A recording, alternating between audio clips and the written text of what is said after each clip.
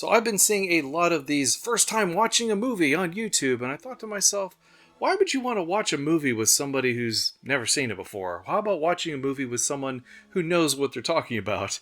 And that's me when it comes to this movie that I'm going to watch today, Star Trek: The Motion Picture. Now I have the book, I have the VHS tape, I have the Director's Edition DVD, and I also have the latest version of the movie, which is the one we are going to watch today. Now, this movie was directed by Robert Wise, who is probably more well known for directing movies like West Side Story, The Sound of Music, and of course The Day the Earth Stood Still. Now the origins of this movie is that it was going to be a TV series called Star Trek Phase 2, but then when Star Wars was released, they decided, Paramount that is, decided to change that and make it into a movie instead. So a lot of the sets that you see here were originally going to be in a TV series. Also, at the time, this was the most expensive movie ever made at $44 million, but a lot of that money was because of Phase 2. They had absorbed a lot of the production costs for a show that ended up never coming to fruition. Now, a lot of the special effects were done by Douglas Trumbull, who is well known for creating the special effects for 2001: A Space Odyssey, and I think that's kind of the vibe that they were going for here. I don't know, I think for the most part, I feel like they really knocked it out of the park. The special effects are just absolutely amazing in this movie. Now, I saw this movie in 1979. It was released on my birthday, December 7th, 1979. Da, da, da, da. Da, da, da. Of course, the theme song was created by Jerry Goldsmith, and this song would be used later for Star Trek: The Next Generation. Of course, I love this version of it a little bit more because it's more of a full orchestral theme, whereas The Next Gen is kind of a much more muted version of the song. This is always a movie that I watch a couple times a year, and specifically whenever I move into a new house, it has to be the first movie that I watch. I just feel like I need to set the tone for the rest of my residence in a house. So I always have to watch this as my first movie. Oh, there's V'ger. Well, we don't know it's V'ger yet, but it's the cloud, the mysterious cloud. And here's the Klingon cruisers. Those are updated versions of the ones from the original TV series. I believe these are D7s, the Katanga class Klingon cruisers. Oh, and that's the first time that we hear the Klingon theme that will be used many, many times in the future. Oh, yeah. I love that thrumming sound effect. Now, the Klingon commander here is Mark Leonard, who would also play Spock's father, Sarek, and he also played a Romulan commander in a different episode of Star Trek. So he is the first actor to play 3 different aliens in Star Trek. This bridge that they're on would later be reused as the torpedo bay in Star Trek II: The Wrath of Khan. You can kind of see those big giant, they look like shock absorbers there on the sides. The Klingons obviously look different than they do in the original series. They have these ridges over their head, and from what I understand, that was supposed to be that the spines of the Klingons have like grown forward over their heads. So, but I think that's slightly been changed in later iterations of the Klingons. Now, the Klingonese that they use in the movie was created by James Doohan, who plays Scotty.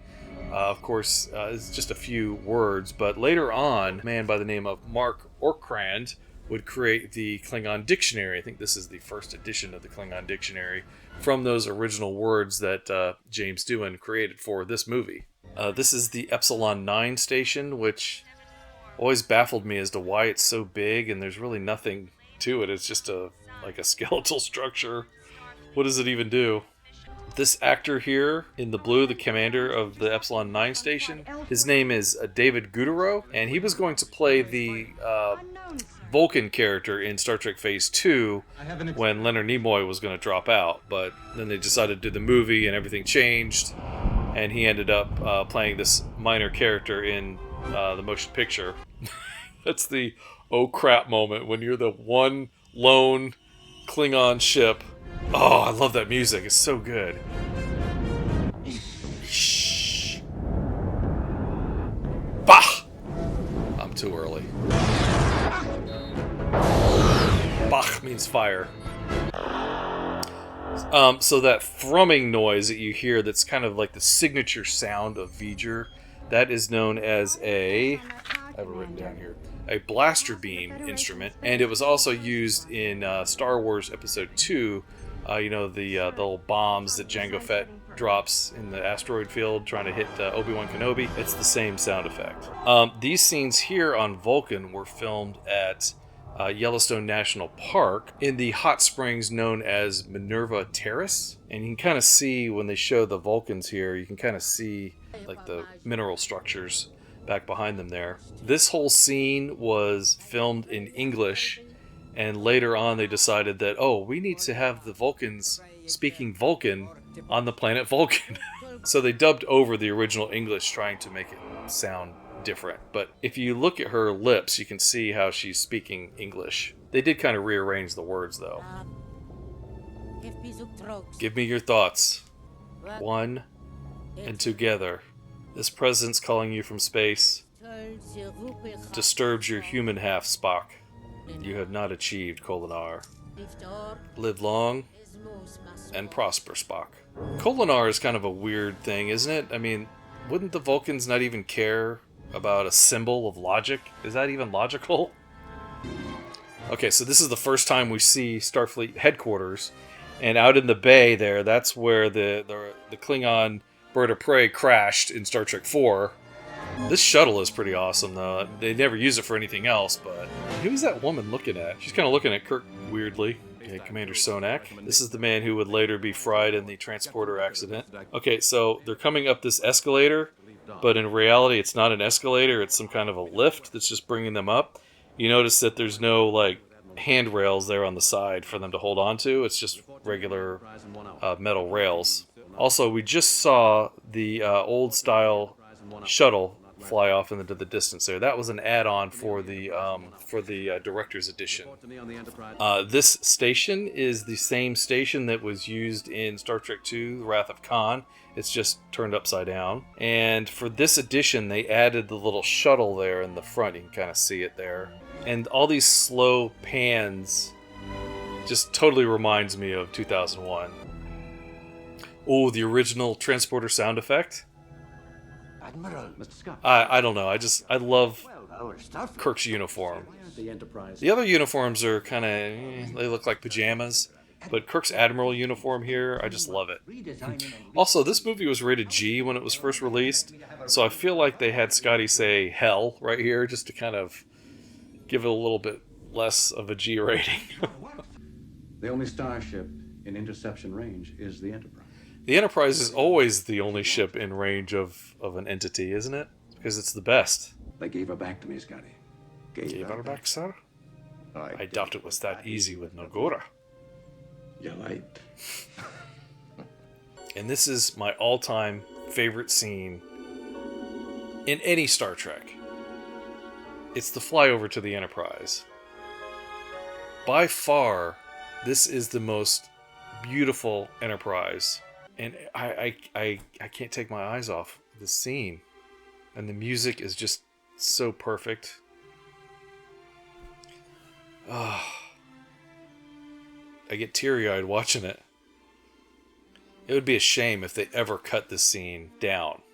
And I'm glad that they never have. It's always been exactly like this.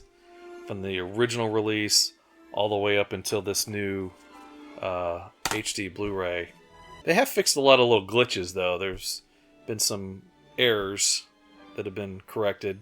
Like down in on Earth there was some glitches, and on the edging of the ship there was a few weird, probably blue screen glitches.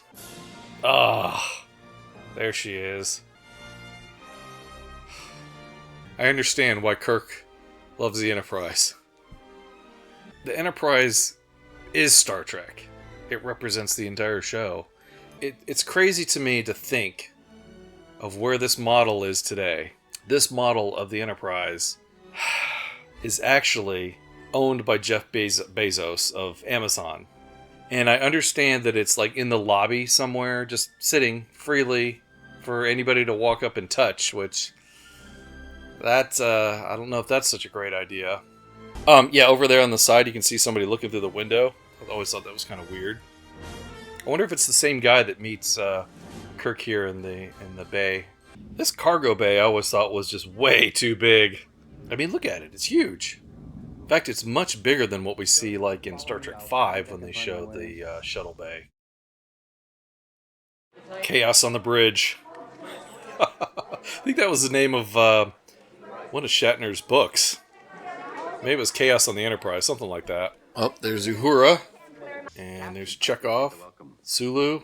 Everybody gets their own little brief moment of reintroduction. Now, they use some kind of a weird lens to make it so that it's focus on both sides. They use this a lot.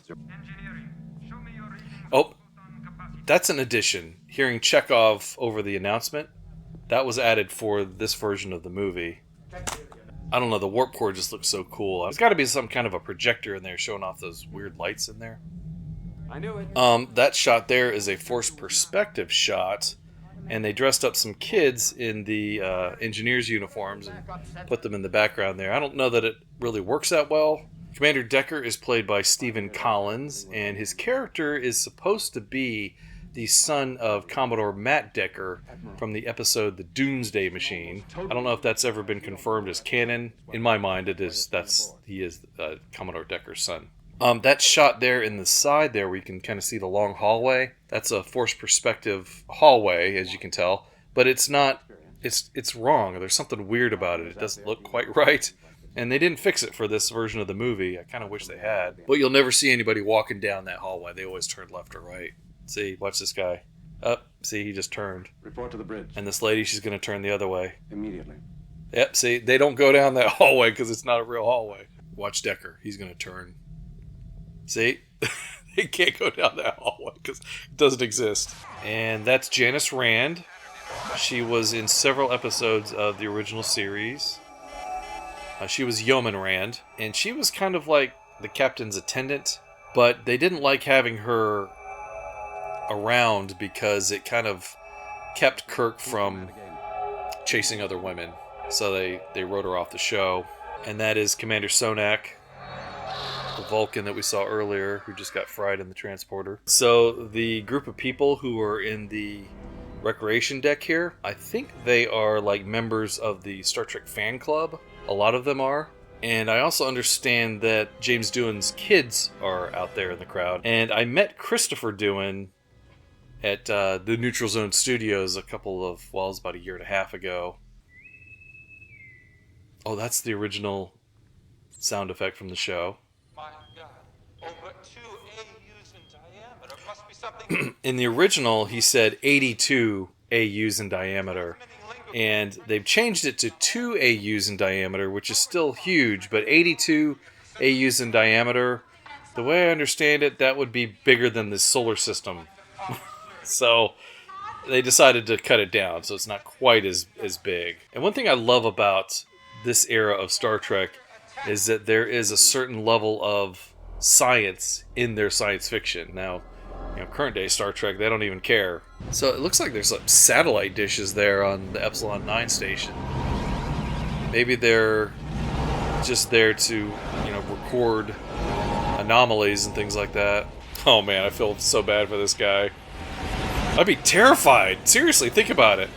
You're in your spacesuit, and your entire station is just getting de-rezzed right there in front of your eyes. Pre-launch countdown will commence in 40 minutes. Kirk's all business.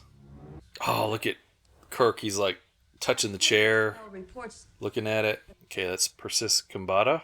She had a very thick head of black hair that they shaved for this movie. And I've seen the clips of her when they're shaving her head, and she's just crying. I feel so bad for her. My oath of celibacy is on record, Captain. May I... Oath of celibacy. Now, apparently the Deltans are a very sexually attractive race, and they give off pheromones that cause other species to become attracted to them. That's why in the deleted scene, you see Sulu kind of fumbling over to try to help her because he's affected by those pheromones, and that's all mentioned in the book. Now, is this like the first time that we've seen McCoy, like, really hate the transporter. I don't recall him having a transporter issue in the original series.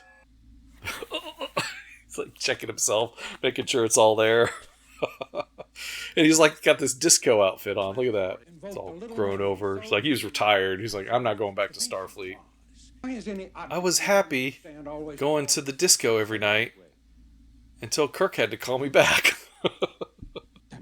It's funny, he says, damn it, Bones, I need you. But there's so many instances in the original show where McCoy says, damn it, I'm a doctor, not a bricklayer. Or, damn it, Jim. You know, it feels like the tables were turned there. I know engineers, they love to change things. That's one of my favorite lines. I know engineers, they love to change things. This is a great scene, too. The launch of the Enterprise. And I love how the Enterprise is self-illuminating. Look at Kirk's fingers. He's, like, nervous. Thrusters ahead, Mr. Sir. Now, this shot here, the Enterprise is actually static. And they're moving the cage thing away from it. And the camera is moving at the same time. So it looks like the Enterprise is leaving the cage, but it's actually in reverse. The design of the ship is just, it's so fantastic. But you can also see like the little metal panels all over the ship. Coming up is like my favorite shot in the entire movie. Look at that! Oh man, I love that shot. It's just so beautiful. Intermix set. Scotty's so casual about intermix set bridge. Let's give it a try, you know. We don't know what's going to happen. Those are the impulse engines firing up. Now, at the rate they're moving, there's very little chance that they could reach Jupiter as quickly as they did. They'd have to be doing, you know, at least warp 1, but they're not doing warp yet. 1.8 hours from launch. So almost 2 hours it took him to get to Jupiter. In 20.1 hours. You can hear the sound effects from the original bridge in the background. To the new medical facilities meet with your approval. That little doo-doo-doo-doo-doo. Working in a damn computer center. Program standard warp. McCoy cracks me up. Engineer, we need warp speed now. Kirk's kind of a jerk. Yeah, it's been a while since he's been in the center seat, so he forgot how to treat his crew. Oh!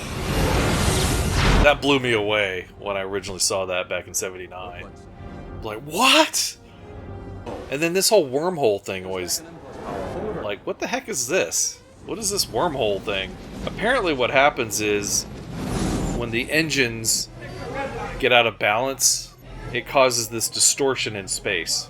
And it's going to take them like 20-some seconds to get out of it before the deceleration kicks them out of it. This took them several weeks to film this scene. I'm not really sure why it took that long, but that's what I understand. It took them several weeks. Probably because of the way they're having to move and the distortions and all that weird stuff. It's funny you see them like rocking back and forth, kind of like they did on the original show. You know, she's probably just bobbing up and down in the seat.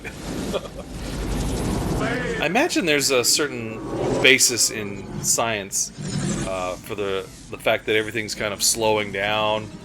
You know, there's probably some kind of an Einstein's theory of relativity in here, but I'm not really very scientific to know specifically. Oh, that's a new shot there of the Enterprise.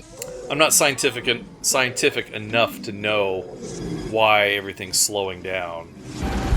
Oh! Now, I love that shot right there, but the torpedo is blue. And that's the first time we've seen... Well, actually, the torpedoes were blue in the original show as well. But later movies like Wrath of Khan and Star Trek 3 and... I don't think... Was there any torpedoes in 4? I don't think so. 5 and 6. All the torpedoes are red. So this is like the only time we've ever seen a blue torpedo in the movies. Look at Kirk. He is so mad right now. He's about to just... He can't even barely contain it. Look how mad he is. Is that Kirk's bed? That big orange thing? Nice redesign. Increases phaser power by channeling it through the main engines. Oh, he's just realizing. This whole relationship between Decker and Ilia was later reused in Star Trek The Next Generation between Riker and Deanna Troi. It's almost like note for note exactly the same. Oh, the original sound effect. Oh, I love this shot where the door closes on Kirk like that. That's so cool. Gee, I wonder who this could be. I'm sure the name of the shuttle there on the side here in a moment is not going to give it away. It's the Surak. I'm sure that doesn't tell you who's on the shuttle. I always thought that it was going to like connect with the engine nacelle based on that shot there. Oh, that's a great shot of the Enterprise. That's where the money is. You can see where the money was spent in this movie, and it was on those special effects. And this set here that we see Chekhov in, this, according to these diagrams, the blueprints of the ship, this is like directly behind the bridge. Permission to come aboard, sir. Granted, sir. Spock is just like, he's still feeling the effects of the Kolinar. He's like, yeah, he just doesn't care. These people, he has no feelings for these people at all. And we know that Spock has feelings. He's half human, for one thing. But second of all, Vulcans, the mistake that J.J. Abrams has done with the Vulcans and like the Discovery and all those other shows, the mistake that they have made is to say that the Vulcans don't have emotions, but they do. They just suppress them. It's part of the philosophy that they have, and they're part of their society. Well, so help me, I'm See, actually pleased to see you. He should say something like, the normal Spock would say something like, I wish I could say the same for you, Doctor. Something sarcastic, but he's not even there. It's not Spock yet. Another great shot of the Enterprise. That engineer in the background's like, you come in here and get all the credit for all the work I did. Oh, yes. Oh, I don't know. I just love seeing the ship go into warp. I don't recall seeing it like that in some of the other movies. It's not like an event, like it is here. Look at that. Oh, so good. And Chekhov doing the little hand pump. Now, this shot originally just had a space background to it. You couldn't see the engine nacelles. But they had actually done a 3D model to determine where this lounge is on the back of the ship and what they would be seeing out the window. And it would be the nacelles. Will you please sit down? Spock didn't want to sit down because those seats look so uncomfortable. On Vulcan, I began sensing a consciousness. The Vulcans are somewhat telepathic, and Patterns of exactingly this perfect consciousness, being V'ger, broadcasting its thoughts out into the universe. It may hold my answers. You'd think more Vulcans might notice that, just besides Spock. Oh, red alert, red alert. I always wondered why they put the science station directly behind Captain Kirk in this movie. Mr. Decker, I will not provoke an attack. They are trying so hard to generate conflict in this movie. Which is funny because, Roddenberry didn't want any conflict between the crew I stand corrected. on the ship. Especially in Next Generation. He didn't want any of them to be in conflict with each other. And he had a big hand in this movie, so I'm surprised there's any kind of conflict between Kirk and Decker. Now look at that shot of the Enterprise. Oh, Mr. Spock's sensing something. Oh, the music is like the Kolinar, the Vulcan music that we heard earlier. It's that same music. Impact in 30 seconds. Force fields and deflectors of... Impact in 30 seconds. We haven't even seen it come out yet. There it is. This ball of plasma energy. Alien weapon is a form of plasma energy. Oh, I just said that. I just said that, Spock. Oh, that's a great shot. Every shot of the Enterprise is great. Oh, Wilhelm scream. I feel like that may have been added just for this release. Dr. Chapel comes in to help Chekhov, who for some reason Chekhov is always the whipping boy in all these Star Trek movies. Have you ever noticed that? Star Trek II Wrath of Khan, he had the ear thing. invading him. And then in 4, he fell off the Enterprise aircraft carrier and had to be rescued at the hospital. I don't know why that is, but Chekhov always seems to be the one who gets injured. Spock's just like, I'm going to wait to the last second. So he looks like he's actually doing something. You know, trying to program the message. Transmit now. 10 seconds. But then that shot of him kind of looking down at the panel and hitting the button, it's almost like he's just kind of sitting around waiting. And then for the plasma orb to just like vanish like that, I thought that was kind of strange. Decker would have been a terrible captain on this An mission. unwarranted gamble. Just like, thank God they had Kirk to come back and save the day. The Enterprise would have been wiped out already if he was the captain.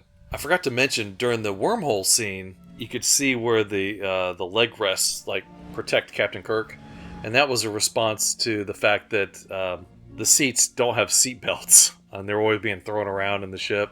Now, I'll be honest with you, whenever I had the tape, whenever I would watch the tape, I would always fast forward through these scenes because there's really not a whole lot to them. I mean, they're beautiful to look at. They are painted on glass with multi-planes and everything. Very interesting to look at, but not a whole lot happens. But they have cut it down a little bit for this release. It's like about a minute that they've cut off. Oh, and you've got that instrument again, the blaster beam. You can hear that boom. What is the cloud, though? I mean, is it like nebulas and things that V'ger has picked up along the way back to Earth? It's just I've never quite understood what the cloud itself was, and I guess maybe we're not meant to know. Okay, we've come through the cloud, and we should be seeing. Yeah, that's actually V'ger. Well, we don't know what it's called yet. I know what it's called. You know what it's called. Blaster beam. Ooh, it's like a haunted house. That music. Very haunting. I don't know why McCoy's not on the bridge more often. You know, Spock is kind of the gung-ho. Well, Kirk is the gung-ho, but Spock is kind of like he really wants to know what this thing is. McCoy should be the one who's kind of like, well, we need to be a little more cautious. And that's kind of what they've given Decker to do in this movie. And that always creeped me out. It looks like a devil face. You kind of see the horns. Well, not with... Okay, right here. You can kind of see the horns, and they look like eyes, and it looks like it's smiling at you. It's just, so creepy. And then look how tiny the Enterprise is compared to it. And those balls right there, they always make me think of, like, Black Widow eggs. Now, this shot right here was created because people were confused as to how did the Enterprise get inside of this thing. And you can see the ship turning around so that it could turn around and face the back of V'ger there. And then that's the probe. Now, the way I understand it, there was a very, very bright, I don't know, probably a fluorescent bulb of some kind on the bridge with them so that it could emanate this light throughout the entire bridge. And it was so bright that it was blinding people. You can see Shatner's like, ugh. Absolutely, I will not interfere. Yeah, Chekhov's already been burned. He doesn't need to get burned again. He's only interested in the technology, not the carbon-based life forms. Uh-oh, Spock pissed it off. Spock gets up, and Ilea, like, stands right in the path. It's going after Spock, but she's in the way, so... Chief DeFalco, take over. Now, Ilea's station. if I remember correctly, Chief DeFalco is played by William Shatner's wife at the time. The shots look so good. Any show of resistance would be futile, Captain. Resistance is futile? There is a theory out there that V'ger becomes the Borg for Next Generation. I don't really subscribe to that theory. I feel like it kind of cheapens the Borg. Also, why do you need to tie everything together? Such a weird flower design on that aperture, and the fact that it's constantly like pulsating and stuff. In the book, there's these little globes these light globes that come in and out of that aperture, and they come out and they like study the Enterprise, like the outside of the Enterprise, and then they go back in, report back and stuff like that. Oh, sonic shower.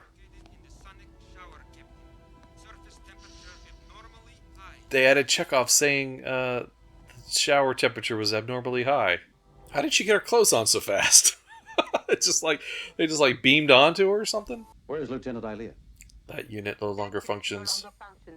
How does McCoy know who this random the security guard's name is? Now this bed that she's laying on here, I think they reused that. Did they reuse that for Next Gen? Or is it in Wrath of Khan? I know we see it again later. And that osmotic micropump is the graphic they used for the Genesis effect in Star Trek 2. What's going on with Kirk's arm there? It's like he's got like a tan line. So you got the sailing ship Enterprise, you've got the aircraft carrier, you've got the space shuttle, which had just recently been named Enterprise for the show. Then you've got that round circular Enterprise that we've never see again. And then you've got the NCC 1701 on there. But since then, there's been a lot more Enterprises. What types of... I mean, there's no recognition of the NX-01 from Star Trek Enterprise, Captain Archer's ship. Of course, that had not even been created yet, so they didn't know that that was going to be a thing. Such a huge set for this scene, and for the other scene that they filmed earlier with the whole crew.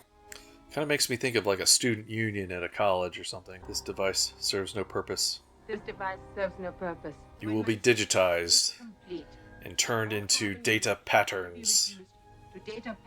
Basically, we're just going to make a copy of you and put it on a hard drive somewhere. Another great shot of the Enterprise. Again, there's no bad shots of the Enterprise. This scene is kind of interesting. Spock's kind of going rogue. Is he going to do something against the ship? This guy that he does the Vulcan neck pitch on is the same actor who played the big hulking security guard in Star Trek 3. He calls Sulu tiny, and then tiny. Sulu twists his arm and knocks him up against the wall. Delton headdress. This mirror appears again, I think in Star Trek 2, but they painted it black, and I think it's in Spock's quarters. Majel Barrett, Dr. Chapel, is the wife of Gene Roddenberry. She would later go on to play Loxana Troi in Star Trek The Next Generation. She was also number 1 in the original Star Trek pilot, but apparently NBC didn't think a female first officer was a good idea. This is slightly terrifying. Imagine being Spock in this suit, getting ready to go into some strange chamber. These messages will detail my attempt to contact the aliens. But there's no way for him to get back.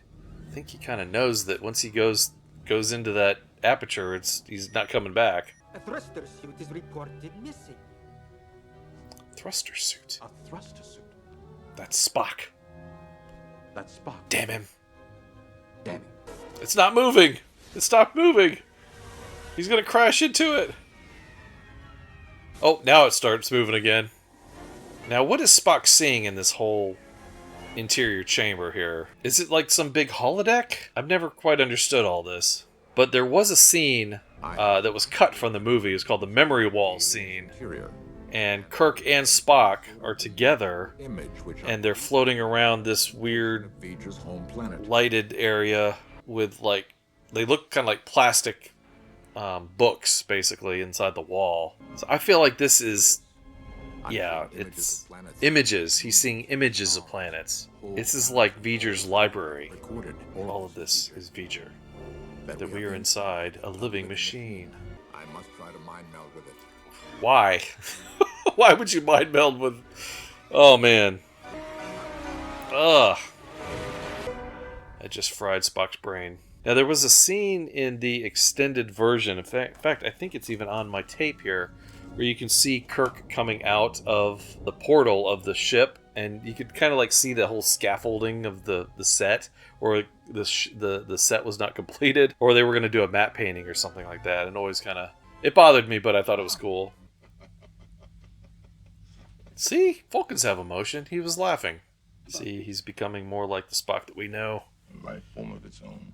I feel like the planet that V'ger crashed on had to be just like robots that were sentient and not Borg. Now this is a totally new shot that was originally created for the this version of the movie. They had to redo all of these scenes, all the special effects scenes for the HD version, because this was only done in 480p or whatever, so it wasn't going to look very good. But that's like the first time that we had seen the entire V'ger ship.